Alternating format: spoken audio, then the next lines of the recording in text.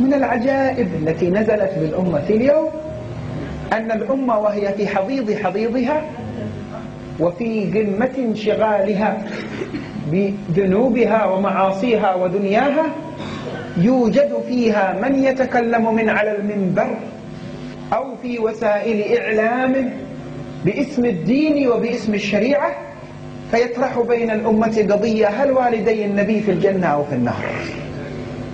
وكأنه قد دخل الجنة وتربع فيها واطمأن ليتلفت بعد ذلك من في الجنة ومن في النار.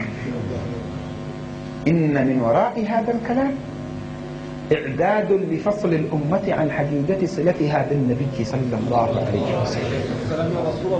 لو كانت القضية قضية والدي المصطفى فقط لقلنا زلة قدم، لكن في نفس الوقت يثار بجميع ما يملك هؤلاء القوم من وسائل، وهي وإن كثرت في تقدير الدنيا كثير فهي قليلة ناقصة، لأنها باطل يوشك أن يندحر عن الأمة باندحار الباطل عنها. بكل الوسائل التي يستطيعونها نسمع: والد النبي في النار، أم النبي في النار. طيب أبو النبي وأم النبي في شيء ثاني؟ أيوه. مدينة النبي لا تسموها منورة، هي نبوية خلاص ما عادت منورة. طيب حاضر، أبو النبي وأم النبي ومدينة النبي. طيب وآل البيت ما زي الناس مثل الناس، ما في فرق بينهم وبين الخلق. إيش آل البيت؟ إيش هذا التميز؟ ما عندنا هذا الكلام في الإسلام. ما لهم ميزة. الحسين مثل بقية الناس، اعمل تمام تكون مثل الحسين. عجيب. طيب خلصتوا خلاص؟ لا عجيب. طيب هذا أبو النبي وأمه، مدينته، أهل بيته، أصحاب النبي يا جماعة. أيوة أصحاب النبي يخطئون ويصيبون يا جماعة. ابن عمر كان يتبرك بآثار النبي. لا ابن عمر غلط يغلطوا. طيب خلاص خلصتوا اللي عندكم؟ لا لسه. أبو النبي أمه، مدينته، أهل بيته، أصحابه، آثار النبي نكسرها. ممنوع تتبركوا بآثار النبي صلى الله عليه وسلم. شرك عجيب.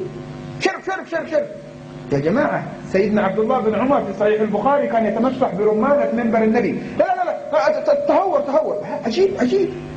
طيب وآثار النبي هي عشان يخلص الموال انت اللهم صل على النبي. لا ترفعوا صوتكم بالصلاة على النبي. ممنوع. بدعة لو رفعتوا أصواتكم بالصلاة على النبي.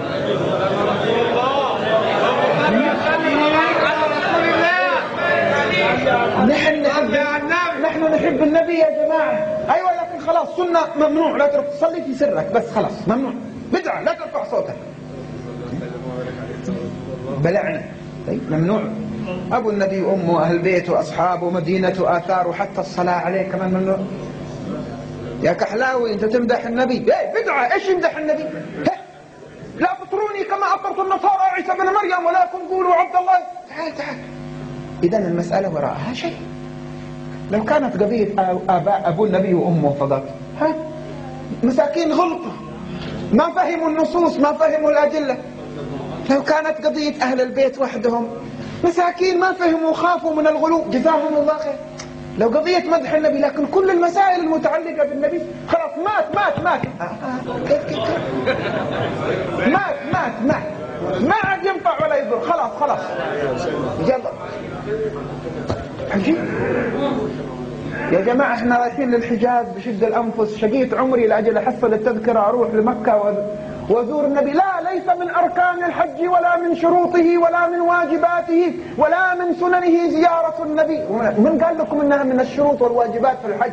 هي من شروط وواجبات المحبة، شيء ما تعرفونه أنتم. عجيب. المسألة وراءها شيء. ليست المسألة عدم فهم للنصوص. هناك قضية بين القوم وبين سيدنا محمد. هذه المسألة.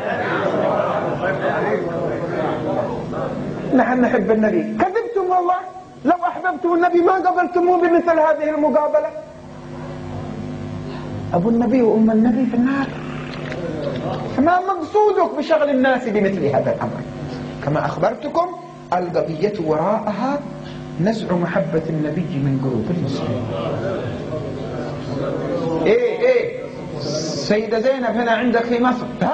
الحمد لله أنا ما عتبت ولا دخلت إلى داخل السيدة زينب. تفتخر فرحان. هي ما تريدك، هي لا تريدك ولو أرادتك لهيأ الله لك زيارتها. الناس يعملوا أشياء غلط في المقام، الناس يعملوا أشياء غلط عند الكعبة، تهجر الكعبة. هناك عصابات نشالين تدخل الحرم وتقص الجيوب وتسرق. يلا ما دام في أشياء غلط في الحرم نترك الحرم. يلا في ناس تعمل أشياء غلط في الصلاة نترك الصلاة. في ناس تعمل أشياء غلط في القرآن نترك القرآن. طيب بسم الله. يلا طيب هاتوا العلم الجديد هذا نسمع نفهم. وناس تعمل شيء غلط في السنة، محدثون دخلوا باسم الحديث ووضعوا أحاديث على رسول الله، كذبوا على رسول الله متعمدين. يلا ما دام السنة فيها ناس غلطوا وهناك قابية غلط نترك السنة. أيوة نترك القرآن، نترك السنة، نترك الكعبة، نترك أهل البيت. جيبوا الخلاصة، نترك الدين قصدكم. هذا نهاية الكلام. أعداؤنا لما فشلوا في أن ينتزعونا من الدين بصراحة دسوا بيننا من يتكلم باسم الدين ليستل الدين من قلوبنا. فتن كقطع الليل المظلم يصبح الرجل فيها مؤمنا ويمسي كافرا، يمسي كافرا ويمسي مؤمنا ويصبح كافرا. لما يا رسول الله؟ تعالوا أقول لكم إيش السر أيضا مع عدم المحبة. يبيع دينه بعرض من الدنيا كثير. أيوة. الحمد لله. يلا إعارة هنا ولا هناك، ورجع بعد الإعارة والجيب مليان وتعود على صرفية معينة في الشهر ومش